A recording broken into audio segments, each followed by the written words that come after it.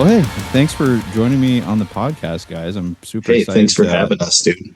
Yeah, of course, to chat about it. So, you guys, Indigent, new album, new EP there. So, I kind of wanted to chat a bit about that because I was checking it out and I really dig it. It's not what I usually listen to, but there's something about it that just really stands out. It sounds really raw. You know what I'm trying to say?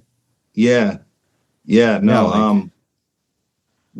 kind of the kind of feel that we wanted to go for when we went into recording and everything. That's kind of why we went with going to the Riff Ranch and everything, because they really know how to get those really nice raw sounds, those guitar tones that just really cut and have like a really juicy edge to them. Yeah, they got like all vintage stuff. You were playing like through a high watt or something. High watts and Soldanos. Yeah, it was amazing.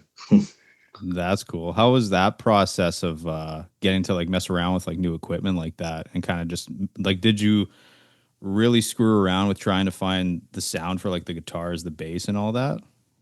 I mean, I wish I could show you the picture. I had like a huge line of a bunch of distortion and fuzz pedals, and we were just kind of plugging into like the high watt, and we were just kind of clicking through them just to figure out which one just really sang a riff the best, just like had the coolest tone, the crunchiness, the fatness that we were looking for. And so, yeah, we did some tone sculpting and tone chasing, and it was pretty fun. Nice. Yeah, that's always the fun part of recording, right? That's why I just love always just being in the studio, because you can fuck around so much and it's just endless. And those guys are super, like, they have like amazing ears. They really know what a good tone sounds like. And so, sometimes I think that my guitar sounds great, and other people listen, they're like, man, that is so twangy, So it's just good to work with people whose ears are really in tune with like what a really good guitar tone sounds like. Your voice is even twangy. Yeah, right. Right now, especially. Right now. Oh, that's awesome. And I'm curious to know like a bit of the backstory here too. Like, so how did you guys kind of get started? How did the band form? Well, our drummer Julian is my younger brother, and I've been in bands for kind of a while. I took a kind of like a hiatus from that for a good while, me being like a new dad and whatnot. But we just started, me and him just started getting together and jamming a lot, and we started just kind of building kind of like a repertoire of stuff that we really like to play and things that we wanted to develop. Meanwhile, just kind of keeping it fresh and just kind of like jamming all the time and just, writing and whatnot. And once we started getting a little more serious, that's when we started kind of looking for a bassist. And, we've gone through a few different people, but we finally met Brett, and think he's a really good addition to the group. Yeah, perfect. It's always interesting trying to like fill a spot, right? You got to make sure they vibe right and everything. Yeah. It's really about, it doesn't really matter what kind of, you want somebody who can play the type of stuff that you can dish out, but it's really about who you want to spend your time with. You know what I mean? Like, we've jammed with some people who are really great musicians, but like besides playing music, they just really didn't have a whole lot to say, and it's kind of hard to relate to. And you that think just about makes going it difficult. on tour with some of those people that you just like, they get in there and they play and then they just burn out. Yeah. You know what I mean? we usually end up partying and sit, me, him, and Julian and sit. Oh yeah, we love hanging out. Like, I knew them before. What happened is their other bass player played like one show, and then there was a dispute over the like recording. He couldn't make it to the recording, so he wanted them to postpone it. And they were like, "We paid in advance. We can't postpone nothing." Yeah. So he just recorded the bass parts for the bass player. The bass player got mad and said, "Screw you! I'm not playing no shows." And there was like 3 shows already booked. And I was like, "Yeah, we had shows. What's wrong with you? We had studio time booked, and we had shows coming up. And we were in a bad spot to be out a bass player, but." Yeah, we got Brett now, and everything's cool. Nice. We're That's working on awesome. new stuff. So yeah. Oh, Yeah, he's got kind of a different a different kind of like from the EP itself, because this guy here's got probably you got about 60 songs. He's got just a backlog of all kinds of songs, and it's kind of like it's all over the place. It's from real moody, like Pink Floydish type shit to more alternative rock to it's all over the place. And so like the EP doesn't even show like the vastness of it. You know what I mean? And I think there's going to be more coming out with it. And it's a really good taste though. It's a good taste of where the band's going and what the band is. You know, we run a pretty tight ship, you know, but we are kind of expanding in a way with our sound and whatnot. So yeah. No, that's good. Yeah. It's always writing, right? Isn't that the process? You write, record, keep writing. It's such yeah, that's the way to be. Yep, absolutely. Yeah, like once you release something, like, you know, it's new to everyone else, but it's not new to you. You've probably been sitting on it for so long, and then you're like, we already have new stuff ready to go. Yeah, that's why I'm excited that we're working on new stuff, because like I mean, not that I don't like the songs that are on the EP, it's just that we played them so much, and then we played so many takes of them in the studio, and it's just like, I mean, I can play them in my sleep now. I probably do, you know. Yeah, for sure. Like, you know, but that's exciting that you got a lot more to go on. So it's like you can kind of, as you release stuff, you'll kind of see this, like you're saying, this vastness. You'll see this kind of growth throughout the more of the new stuff you release, right? Right on, yeah. That this becomes more well formed, and you get a better picture of what the band is all about once you see the collection. So that's just the EP is just kind of the intro into it, and then it's really like a lot of people are going to see a lot of it here live, because we're going to be working on these new songs, and then there's a lot of songs that didn't make it into the EP. Yeah. So you guys had at least a full album's worth of songs probably to record, but I don't know if you didn't have enough time or money or whatever to really get them in there. Yeah, it really was about scheduling, and money was also a factor. but the time for sure though was that's kind of why we did go with the 5 songs, is because it was enough that we could accomplish in over like a weekend. And, you know, the guys that were mixing it for us and everything, you know, they're in the band Riff Lord, and they're really busy writing new stuff and setting up a tour and whatnot. So we were just happy that we had the opportunity to get in there and get something done and have something to present to our audience. No, it's awesome. And like going in beforehand to the studio, did you guys do like pre-production yourself in that, like record at home, kind of go through everything? Yeah, we did a lot of we have our own kind of little studio here in town, and we've done a lot of kind of like home recordings, self-produced kind of stuff, but we haven't really released anything that we've produced ourselves. And the reason why is just because we just really wanted a real quality product. You know, we didn't really want to skimp out on tones and EQs and also like your performance on a track. You know, it's so easy to just go, yeah, I think I did it. It was pretty good. You know, true, yeah. When you have other people that are like, it was kind of crap, you should do it again. You know, or like, you need to tune again. Yeah. So I really liked working along with like a producer and such. It was really good. Yeah, it's always interesting. It's good to have like a kind of an outside view of everything to kind of tell you, you know, man, maybe we could go without this or try this, right? Like, I don't know. I've always worked with like, we'll go with the best idea, what everybody digs, right? We kind of change it around that way. So, yeah, no, that's awesome. Guys. Yeah, it's just really easy for people to just go, yeah, that sounds pretty good. That's true. And there was like timing issues and stuff, and it's too easy to just make excuses. Need some fresh ears, fresh perspectives. Yeah. And how's the reception been with the EP for you guys? It's been, I mean, we played a bunch of shows. We've been including those songs in our set. We get a good response in our set. You know, there's a lot of people out there dancing or jumping around, moshing, going crazy and stuff. So it's working. I think You guys played the first gig in December. Yeah. So that's how 27th. Yeah, that's how new. And then we just keep getting gigs that just keep coming up. And we got this 420 Falls that's coming up, Yep. and it's going to put us in front of some different people. And we played Sioux City, we played Rapid City, we played at the Icon here, and they played before at the Icon. Then we're going to be playing at Phil's Bar or Phil's Pub. And there's probably some other ones that are coming up that are like we've been getting quite a few gigs that just We actually got some more offers recently. I don't know if we can say anything else about those quite yet, but No worries. there's some announcements to be made though here shortly. Oh, that's exciting. It's always fun to kind of see what happens.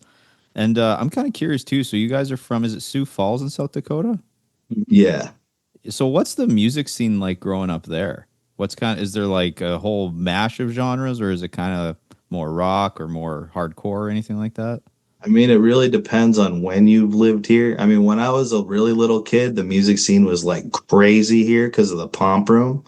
Oh, okay. Pretty much like a local legend bar that just had some really awesome names come through, like big names like Aerosmith was here and Marilyn Manson back in like their early days.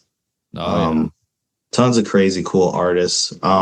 Once that place closed down, then it was like it kind of slowed down for a little bit, and then things picked up kind of when like Boonies was open, and that place is gone now, but we have like Biggs, and I don't know, it's been kind of like a constant up and down thing, but it's always there. It's always, you know what I mean, if the scene is weak, it's building, you know. I think there's more of a real metal scene here. There's quite the metal we're scene kind of here. like, it's hard for us to like go in with a lot, because a lot of these bands are real hard, and then we're kind of trying to shy away from being in with some of these bands so we get to different and then audiences. You got like country artist people that come through here.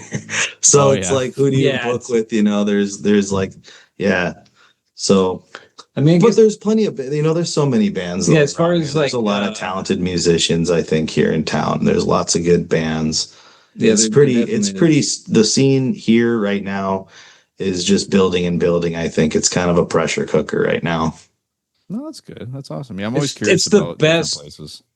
It's the best scene if you're going to go for like this whole state. It's here. Yeah. Like anywhere, you couldn't go anywhere else and you won't find as many places to play, as many good bands that are coming out of here, as many fans that come out for shows. Because some of these places, they don't. I'm originally from a small town called Aberdeen, and there's nothing going on there, you know, so it's totally radically different here. But if you even go to some of the other places, they don't have as many bands, as many variety of bands and things like that. And the crowds are good too here. Yeah. Oh, that's good. Yeah. I guess as long as, like everyone's enjoying music, wanting to go to shows and everything, right? That's kind of the important part. Yeah. That's awesome. And then I'm curious too, like you guys growing up, or even just for, you know, your band, what were some like musical inspirations for you guys when you were like writing songs or kind of forming the group? Oof. I don't know, man. There was a lot of inspirational moments growing up. There's so much cool music going on when I was getting into music as a kid. Like when I was like, I don't know, like say like 10, the whole like pop punk thing was really taking off. Like that was when you were seeing like Blink-182 a lot, and like Sum 41, and kind of like before the emo thing happened, you know, it was like the pop punk thing. And then all of a sudden, and then later on for me, it turned into like the whole like 2000s indie thing with like the White Stripes and like all the bands like the Strokes and whatnot, the yeahs, you know. But I thought that was really interesting music too. Like I never, you know, like when bands like that were starting to get popular, I mean, like that was like a whole different edge to me. And then as I kept you know, I started playing guitar when I was like 11, and as I was learning to play guitar, my music taste was like changing all the time. And then I started kind of just reaching back to all the classics. I got really into like the Beatles and Pink Floyd and Sabbath and stuff. So I mean, I've been kind of listening to everything for quite a while now. Like, yeah. That's fair. How about you, Brett? What was your My influences are more. I got a metal background. I'm originally a guitar player, so they just kind of like when all this stuff was happening, they were like, man, can you just play for us, and then we'll do this. And then they weren't exactly sure if they wanted me to play, and then I was like, then they were like, this one day they were kind of like, oh, screw it, you're the dude. You know what I mean? No, I ended up getting the bass too, but like I get into a lot of like super technical death metal and stuff like that. I remember you saying one of your first like guitar heroes was like Randy Rhoads. Yeah, my first when I was a kid. Because when I was a kid, this is how it was. I'm quite a bit older than these guys, so it's like you either listen to Randy Rhoads or you like Eddie Van Halen. So it was like two schools, and like nobody else until Yngwie Malmsteen came out, nobody else was really good. You know what I mean? They weren't like those guys were the guys that could really play. And then like really Yngwie come out and he just did crazy shit, and everybody's like, "Whoa, what the hell?" And then after that, then the whole building of the thrash, you know, the Bay Area shit, you know, Exodus, Testament, all that stuff, all the big bands that come out there. And then that kind of fizzled out like towards the 90s, and then it kind of like changed, you know. So but like now I like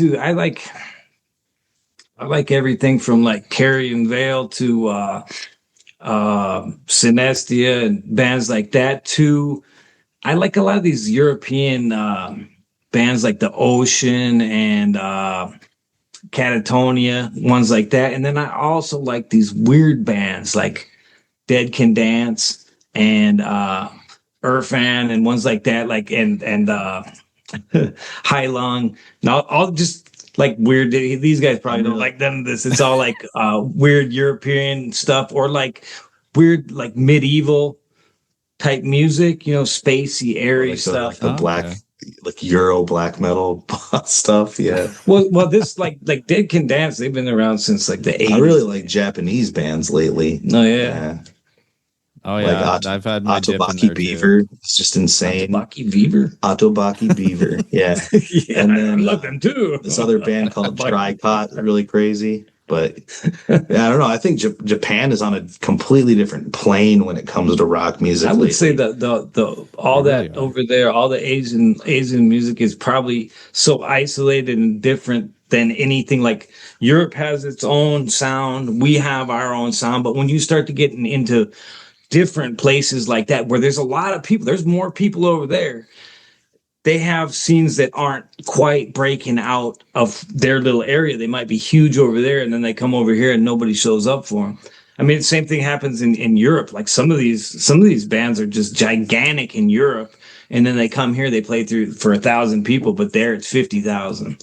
You know what I mean? I'm sure in the Orient it's like that. The same thing. If you got like in Japan, there's a lot of people that live in that area. And if we're going into Thailand or China or whatever, that whole little area, which is a lot of people, you're probably going to see scenes that don't quite get out of there. And then they have roots in their traditional music or whatever. Sure. Like I don't even know what they got going on over there. They probably got some real cool ass shit that we don't even know nothing about. That would be cool just to go there and check out. Right. Because it's so different. Yeah. You know what I mean? I like that. I like that element. That's why all these places are, to me, like I want to go to Europe so bad because it's so different, because their cultures are so different, between the way everything is so different. And I think this is the same way. Going to Japan, it would be like that's like another world. That is like another world because it's so different. Their music sounds like another world. Oh, I bet. It's insane. It really does. Yeah, crazy. I bet. That's crazy. So you were a guitarist beforehand. Like, did you ever mess around with bass before joining the band? No. So how was that transition from like guitar to bass then?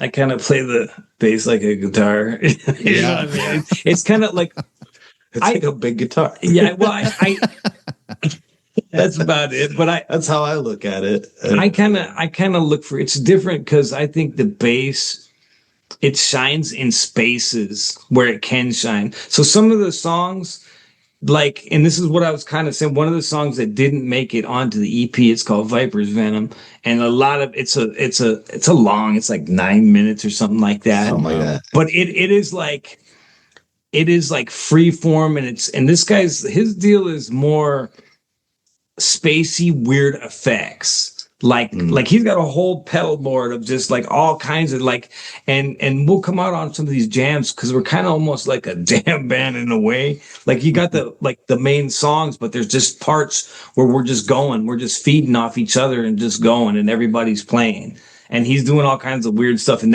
that's where I can shine as a bass player. The other songs are locked in too much where there's not a lot of movement for me to move around. And Viper's Venom was one where I could move around. And some of the newer ones that are more like that Pink Floyd type of weird spacey. You can really let it sing. Yeah.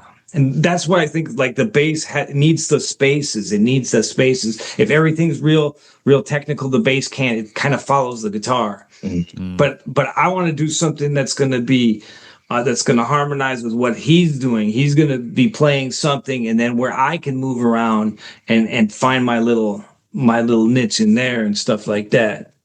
Nice, I don't know. Awesome. I don't even like. You could make the bass can sound like a guitar. You can put distortion on that. You can put effects on that and reverbs and delays and all kinds of stuff. Yeah, we were experimenting with that too. Yeah, so that's kind of more what the progression of more the new music I feel is more like that. There's still songs that are like the EP. There's still songs that are like that, and then there's these other songs which you haven't yet heard that are really spacey and different, that are kind of set this band apart ambient from in a way. Yeah, ambient. Yeah, I would say that, and it sets this band apart from any of the other bands around here or any of the bands anywhere. It's just nice, and that's something that's going to come out.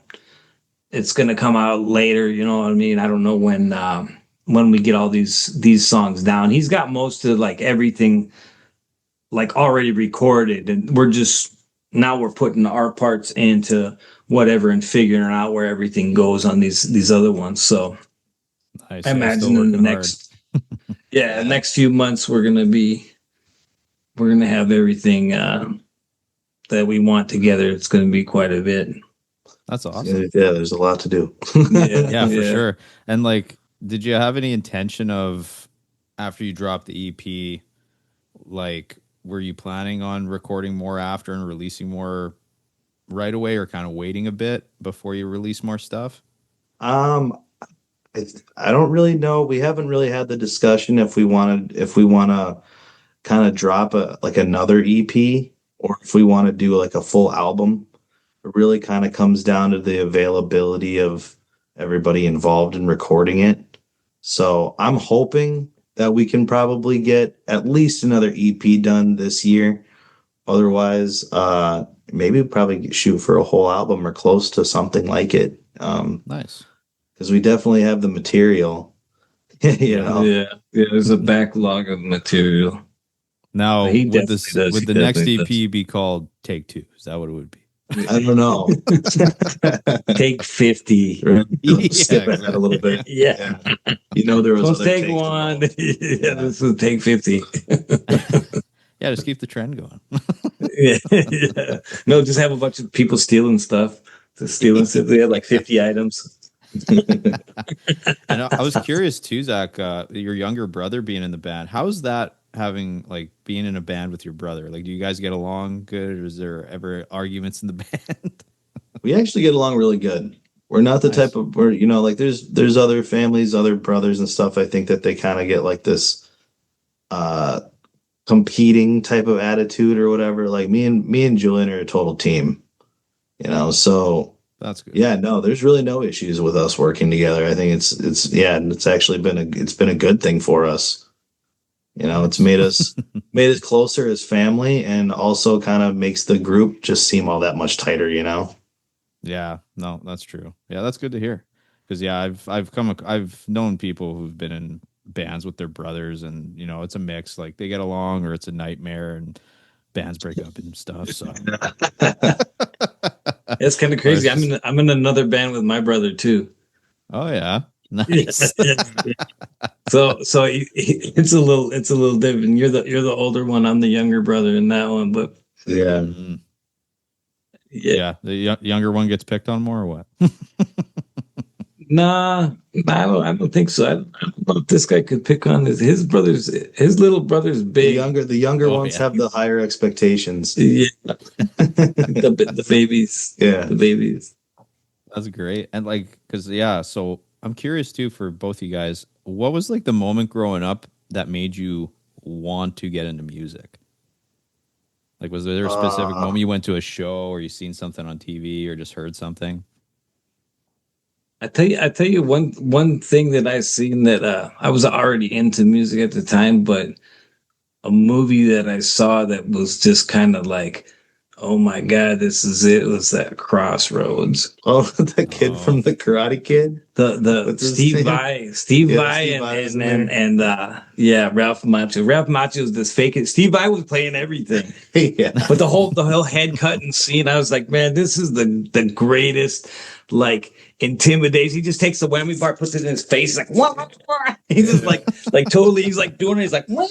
Grabs his own ass and shit. Fucking. I was like, man, look at it. This is nuts. This is a show. This is like Steve Vai did the greatest no word acting I ever seen. Like it was just, and that was when that came out. I was like, this is fucking badass, man. And it made me want to. I think everybody at the time seen that and was like, wow, man, you know what I mean? It's just the whole thing, the whole soundtrack, the whole everything. It was really cool. I like it, but I don't know if that was. I started listening to all the like when the thrash metals came out. Like I was in 6th grade and I bought Metallica's Kill 'Em All. That's what I was listening. Then I waited in the store for the Ride the Lightning to come out. I waited, and all they had was tapes back then. There was albums and tapes. There's no CDs, and I was just like, I sat there and just waited for that to come out, and then it shifted gears and was like, and like I used to like, I would buy the tape, and then I go to a store that had all these car stereos. And I would put the tape in the car stereo, and I listen to it in there and shit. That's funny. I used to buy a lot of albums too. I would buy a lot of them, and a lot of things with that. It was the whole thing. It was the album art. It was all that. You know what I mean? Right. Like with all the old bands, like Iron Maiden and stuff like that. It was like a whole thing. It was like, oh yeah, and then you could open it up, and there was like some of them would spread open, and they'd have all kinds of stuff. And I'd read all the all the people that were associated with it, and all the bands that they knew, and the connections that everybody had. And I just thought it was really cool and shit. Nice. I don't know. That was kind of my progression. I started listening to like kind of hard rock stuff, and then I started listening to heavy metal, and then I found all the other things. I started getting into Iron Maiden and Ozzy and stuff like that, and then I discovered like Metallica and Testament, Exodus and stuff like that, and I started listening to harder stuff, and then it just progressed into. But that's kind of how it built up. You know what I mean? Yeah, for sure. How about you, Zach? This guy, he listened to Boy George. First time he heard Boy George, he was all about it. Put butter on his nipples. Yeah. That's how he rolls. No, not really. I will say when I was a little kid, the first time I saw Spinal Tap, I didn't realize that it was like a I didnn't realize it was like a joke. Yeah, you thought it was real. I thought this was for real. Yeah, and that was great. It was honestly really inspirational. I really loved Nigel Tufnell. I wanted to be Nigel Tufnell. Remember his solo? Yeah, he does the thing with the violin or whatever. Yeah. On the guitar. They're like I just thought he was so cool. I was like, that's who I want to be when I grow up. It's Nigel Tufnell. Yeah. This is total disaster. Look at here. Yeah. There's nothing in here. It's just a little guy in here. Yeah. He's in that guitar. He's like, what about this guitar? Don't point. No, it can't be played. Don't even look at it. That's like, tells him not to look at it. Don't point. Don't point at it. It can't be played. Yeah.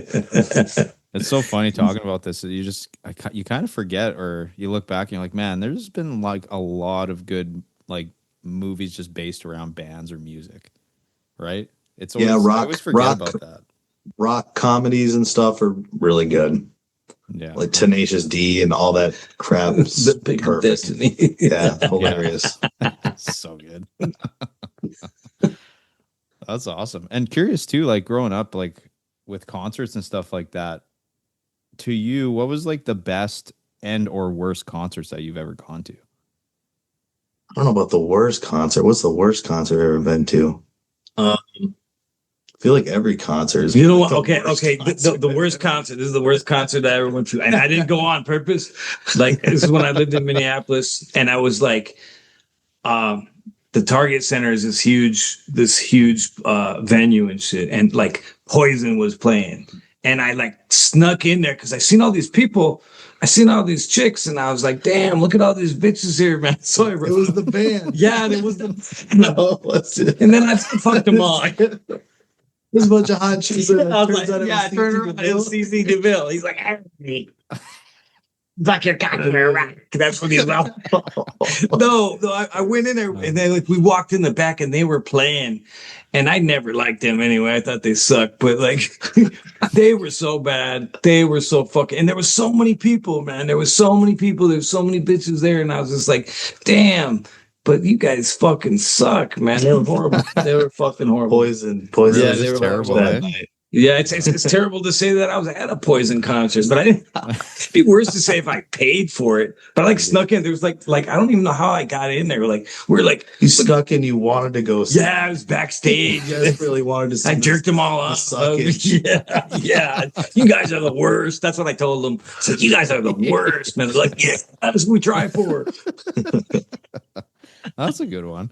Yeah, I'm always curious if there's like concerts anyone's gone to where it's just, you know, excited or got brought along and just turned up being one of my favorite shows I think I saw was when I was like 14 or was I don't know, it's like 13 or 14.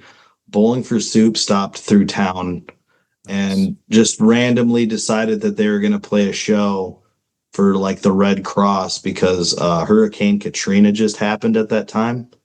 Yeah. And so yeah, just one afternoon, they just announced that Bowling for Soup was going to be playing. And I like freaked out and I went to that. It was free. They're taking like donations or whatever. I remember I gave them like a 20 to sign my CD and everything. It was really cool. Did they give you soup? That's pretty cool. No, they had no soup. That's fucking bullshit. They sold a guitar pick for like $50 that was like stuck onto like Chris's butt crack. Or whatever, nice. Like the really big fat dude they had in the band yeah. at the time. Now the whole band is big fat dudes, but like they all have guitar picks stuck to their cracks. Yeah, but like somebody paid $50 for that for like just like a sweaty, sticky guitar pick that was. You know who I seen that was really good and I was surprised about because at the time I wasn't really into him. I shouldn't have been surprised, but it was Tool, and this is probably the '90s, and I was like. And damn, these fuckers, they were good. They like played everything and sounded exactly like fucking like everything sounded. And they didn't like what I like about bands like that. It's all about the show. They weren't like we're Tool, we're fucking whoever. They weren't. There was no banter. They just played. Oh, they just played. Like everybody knows who the fuck you are, and they played and they blew every fucking band away on the fucking stage. I was like. I wasn't totally into them until I saw that, and I was like, God damn, these fuckers are good, man. They were really good. What was it? I think it was like 2004 or 5 or something. I saw Stained in like, what was it? Like Sioux, it wasn't Sioux City, another place in Iowa, not Del Rapids. Des Moines? Des Moines. I think it was Des Moines. Yeah, we went to Des Moines. I saw Stained, and I'm not a huge fan of Stained, but I will say, though, that their performance did sound exactly like their record. I was actually pretty impressed. Yeah, they actually sounded very good live. I've seen a lot of bands where I was disappointed, where I didn't like them anymore after seeing them because I was like, well, that Aaron Lewis. Every time I see video is him now, he's just yelling at the audience. Like, you know what I mean? Like, why is he yelling at them? All I ever see. Well, people talking and stuff. Like, shut up. He's doing like an acoustic thing. Yeah. I have seen so many videos of him doing that. Tell him to shut the fuck up.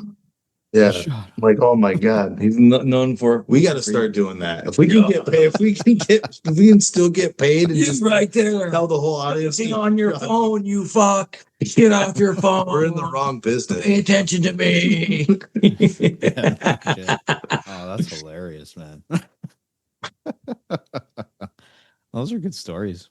And then it's kind of funny. I don't know if you've seen, because I like to ask this question because I don't see it happen, but you know, like the whole letterbox thing, that whole movie thing where they just ask everybody like their 4 top favorite movies or whatever of all time.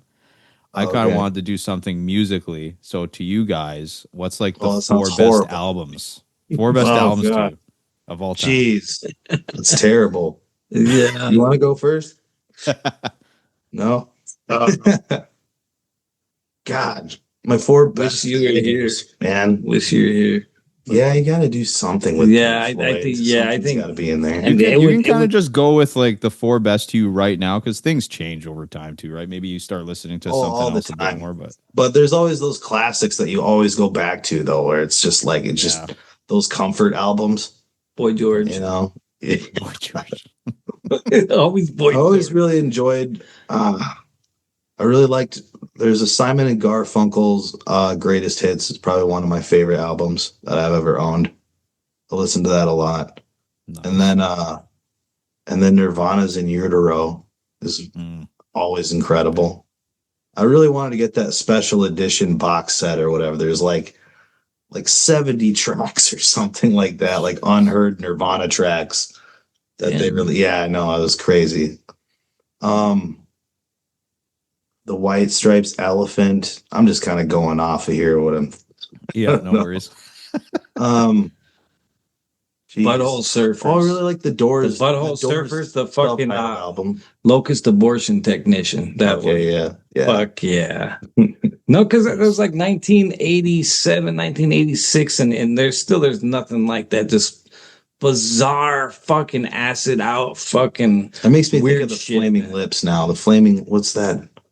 Oh, why can't I think of any Flaming Lips record album names? What are their album names? I only think of the Soft Bulletin, but I don't really care for that one as much. You only know the name of the one you don't like. Yeah, right. yeah, for real. What the fuck? That's how your mind works. It's fucked up. Almost any Flaming Lips album, I'll say, is except for the one that he was except the one that I just mentioned. Except the one he remembered, yeah. Which most people would probably say is their best. Yeah, you like buy any album from them except for that one. Yeah, the one that I can remember. The only one I can remember. What are some other ones there of albums for you, Brett? I'm gonna assume Poison's one of them, maybe 2 of them. Yeah, Poison, Boy George. You know, what's the album? Don't Look What the Cat Dragged In. Oh, that one's awesome. Yeah, that one's awesome. I don't even know, man. I don't even know. Like, no I can't even see. No, I lost respect for them. For you know what I mean. I would say, like, if you were to say back when I was their first 3 albums. 3 or 4 the classics. Yeah, and then like when everybody likes when Cliff Burton died, then they just like you could hear it. You first heard it in the solos. Like the solos changed; they were all empty, and all he did is whammy bar and a bunch of wah-wah. Yeah, and then it got watered down, and the more popular they got, the less I liked them. I was just like, you guys suck. The less thrashy they were. Yeah, I know. And then by the time like their last probably good, well, I'd say Injustice for All was their last good album, and then the Black. It still wasn't divided horrible. A lot of people, I feel. Yeah, I think so. I mean, it was too. They had some good songs on there. They had some good catchy songs, but it just wasn't the same. You know, and the catalyst was the death of Cliff Burton. So if you go like the album they did with Lou Reed. Oh the my God. Lou Talica's Sweet, dude. God. Not like unironically like that album, dude. Fucking Lou Reed. I think I met Lou Reed, man, once he was fucking smoking crack. That's the best way to piss off so many people anywhere. Just mention that you like the Lou Talica record. People get so mad at you. Awful. I don't mind it. I think it's pretty cool. You like Lou Reed? I like Lou Reed though. Yeah, I like Lou Reed and Metallica. So I mean, it's kind of, for me, it's the best of both worlds. Who's that other guy that's just like fucking? Oh, Neil Young. Neil Young. He plays with them too, don't he? Did he? Yeah, Neil. It was Young, Hetfield, and Nash, and George, and Boyd. That's quite the group right there. Boyd George. He just randomly was in there and shit, dancing around. George, Hetfield, and Nash. George, Hetfield, and Nash. Fucking awesome. And Reed. Jesus. That's good stuff. Yeah. I think my favorite was what was that song? Don't Bring Me Down, Bruce. That's my favorite. I like that song. I knew he did. And going back to the EP there too, like out of the songs on there, is there, like, to each of you, I'm assuming maybe not, but is there one song that's kind of your favorite to play live or just means more to you than the others, depending on just how the recording went or how you wrote it? I really like the song Sand Rope. That's what I was gonna say. And I really like Gucci. I think those two songs are really just like super fun, full of energy, and I just really like to play those. They always go over pretty well. We kind of open the show with those, really. Yeah.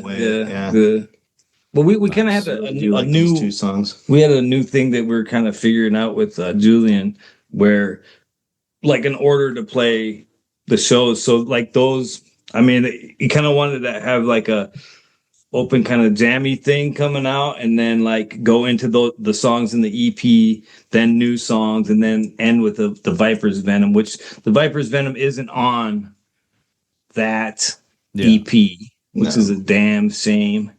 Because I'm really excited to hear that when it comes out now. Yeah, that's a good one. That's a good one. No, it's the one where like, I think this next show is going to be really awesome though. We're bringing out new stuff where we have all the songs from the EP that are on that we've have released, but then we have new songs that we're bringing about, and actually kind of all new stuff just besides those. Really, besides those 5 songs on the EP, kind of bringing out all new stuff. So nice. That's awesome. Testing some new stuff. That's good. When it comes to like preparing for the shows, are you guys like kind of like what you said before, you run a tight ship? Like, do you really structure kind of where the songs are placed and what you're doing for that kind of stage performance and everything, or you kind of just go with it? Yeah, honestly, we kind of do. We have structure all the songs up. We get a set list going, and we practice that set list a good half a dozen times or something like that, and just kind of really practice the performance that we're going to be putting on, Yeah. So definitely. There's really not a whole lot that's, he keeps practicing. Hello, Cleveland. Thank you. Yeah. That's his goal in life. Go to Cleveland. Yeah. Get to say I do want to go to Cleveland. You've never been to Cleveland? No, I want to see the Rock and Roll History Museum. Do they have one there? I don't know if I have no respect for them fuckers, man. They started putting people. Okay, so Rock and Roll Hall of Fame, and then like there's all kinds of like rappers and shit in there, and like they can have their own Hall of Fame. I don't give a fuck, but that's not rock and roll. What are you doing? You know what I mean? So like, and there's so many really great rock artists that have never been in that never get in there, and then it's just disappointing. That is true, because there's a bunch of lambs that are maybe I'll boycott it myself. Yeah, I want to boycott it. I'll go there and piss on it like fucking Ozzy did on the Alamo. Yeah. Well, it's funny because they always come out. It's like, here's the nominees, right? They give you the list of the nominees, and then they pick later on who's going in. It's like, why are you announcing the people who could get in but might not get in? Like, it makes no sense. Yeah, they probably already know that those people. They just wanted to placate everybody and say, "Hey, there's some good bands in here that should be in here, but we're going to pick someone else that isn't good." They're just name dropping so that people pay attention. Yeah, that's true. That's fair enough. Who the hell picks that shit anyway? Yeah, Not say Eddie Vedder, and people go, "What?" And then they go, "Never mind, Miley Cyrus." Damn.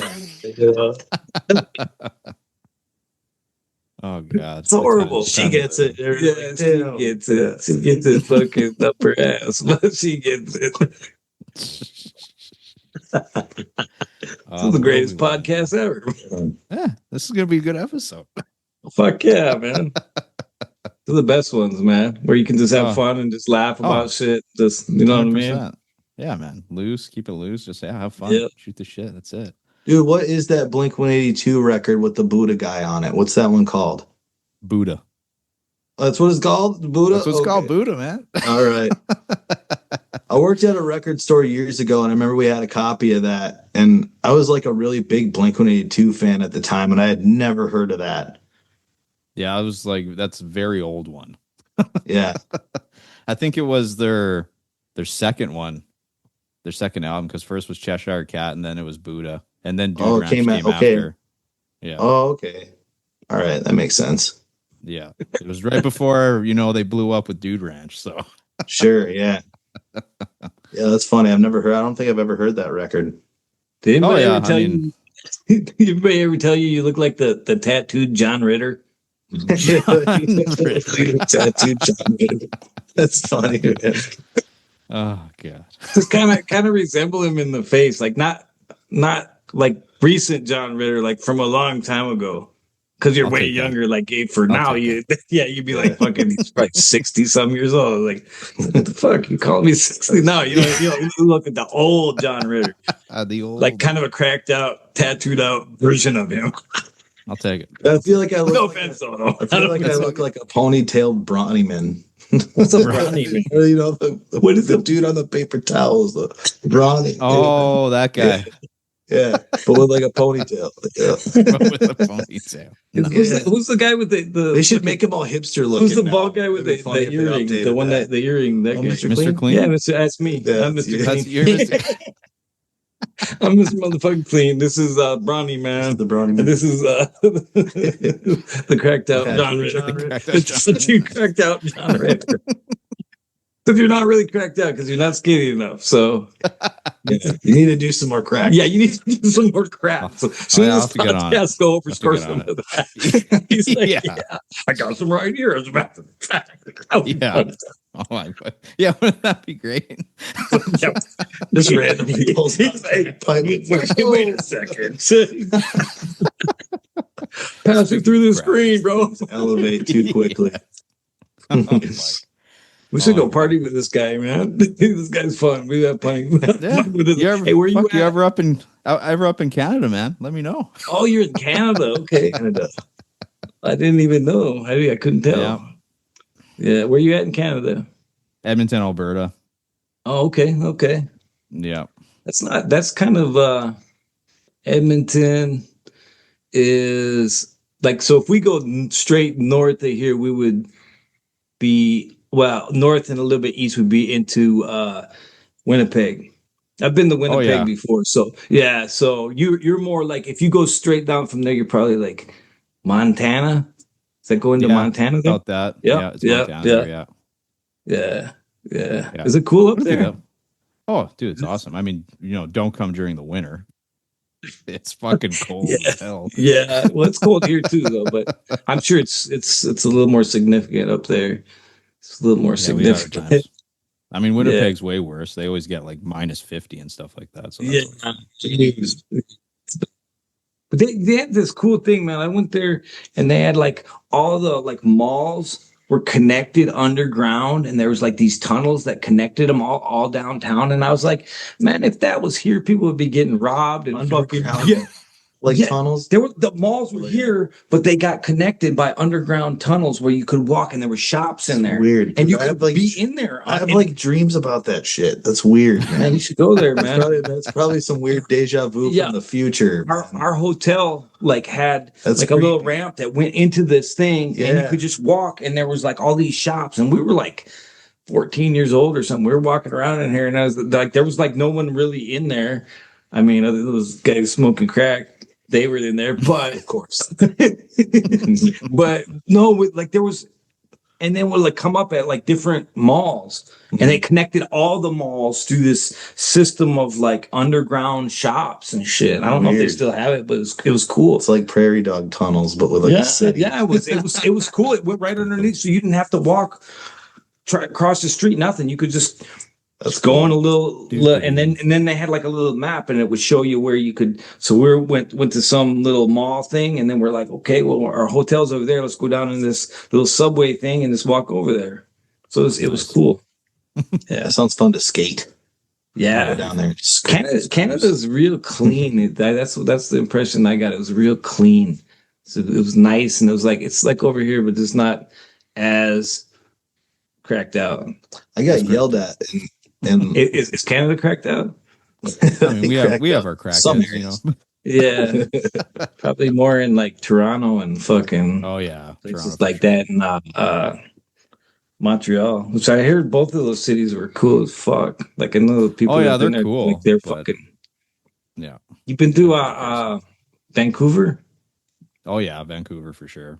Yeah, and the homelessness over there is insane now. Oh fuck! That sounds like Portland. Portland's fucking out of control, man. Out of control. I'm sure all that whole coast, like fucking there, it probably just they're right there with each other. Yeah, Seattle, fuck Portland, fucking It's fucking Portland is nuts, man. They defunded the cops, so there's like no cops nowhere. There's like fucking bums shooting up in the street. They like legalized all drugs at one point, and then like all these people OD'd. Like were OD. Like you could have like 60 hits of acid, bro. You could have 60 hits of acid in your pocket. You wouldn't go to jail. You could have a gram of heroin, a gram of fucking coke, a gram of meth, and all that in your pocket at any time, and they couldn't do nothing to you. And I'm like, Jesus Christ, man. And America. Like motherfuckers were just all, that's it. They were getting fucked up, man. And then they were like, oh, we can't. Everybody was ODing, man. And now, like, the sloops, people are like, they were just like, people were just fucking on the park benches and shit, man. They were just, and it was hard to tell. I gotta check it out. It was hard to tell the difference between people coming out of the bars and like, we should play a show. Yeah, it's a cool place, but it's just fucking.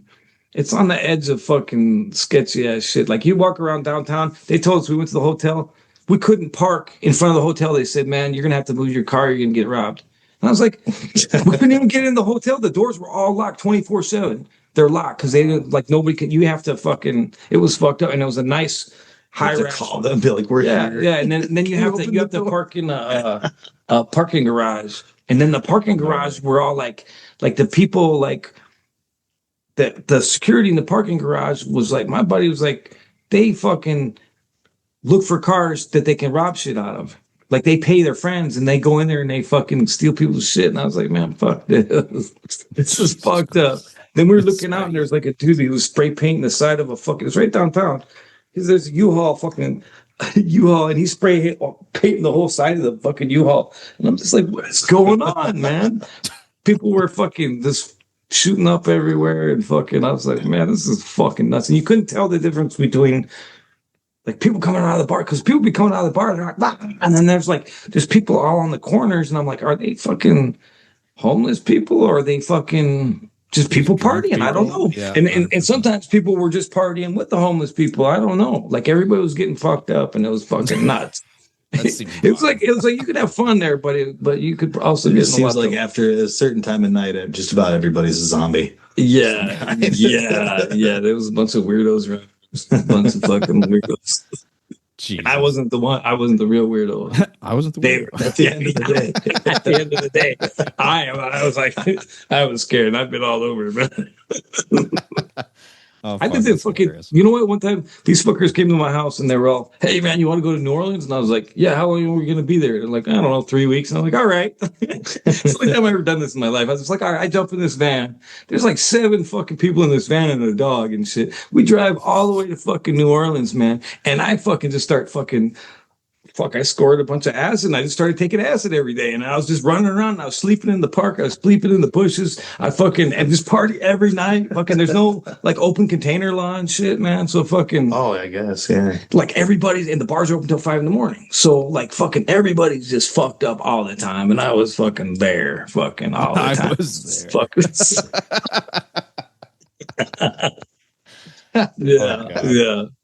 They had a whole vial of liquid. I was just fucking eating that and fucking drinking and fucking every day. Every day. God damn it. Yeah, it's good times. Good times. Yeah, good times indeed. Good times were had by all. Yeah. Oh my God. Yeah. Yeah. Fuck.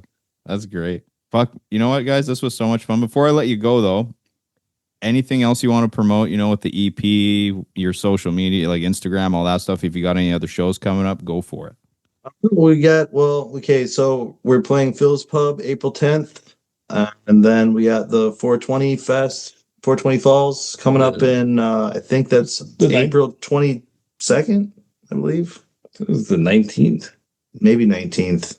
It's like a 3-day thing. So we don't even know when we're playing. It's like a 3-day thing. So I think it does start on the 19th and goes to like the 22nd. We're on that Wednesday, that first day. Yeah.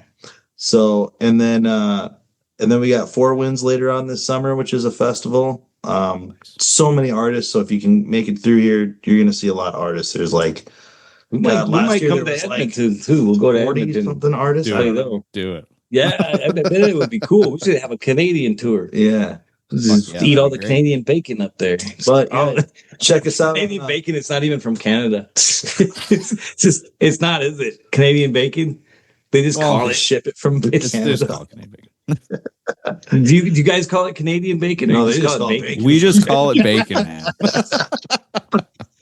No, check us out on Instagram. We're on Instagram, Facebook, Spotify, Apple Music, Bandcamp. Yeah. Check out his videos on don't. Not his YMCA videos and all those ones. I'm gonna upload those later. I got edit them. Hey, you should do that with AI. Just put your face on the guy. Oh, it would work, dude. It'd be great. Yeah. This is fucking me, awesome. Man. Yeah, no, everybody check these guys out. They're a blast. Their music's great. And I'm excited. I can't wait for it was Viper's Venom. Is that what the one Viper's Venom? Okay. I'm super excited. I'm gonna be watching out for that whenever you guys drop that. Yeah, we might have to send this guy a little sample someday, maybe. Right? Yeah, we could definitely do that. We could probably do that. Just so you can get a exclusive. Yeah. Oh, I'm really appreciate it, man. Yeah. Oh, of course. Yeah, it was so much fun having you guys on. And best of luck at the shows there. I'm sure they'll go great. Awesome. Yeah, thank you. Yeah. All right, man. Take it easy.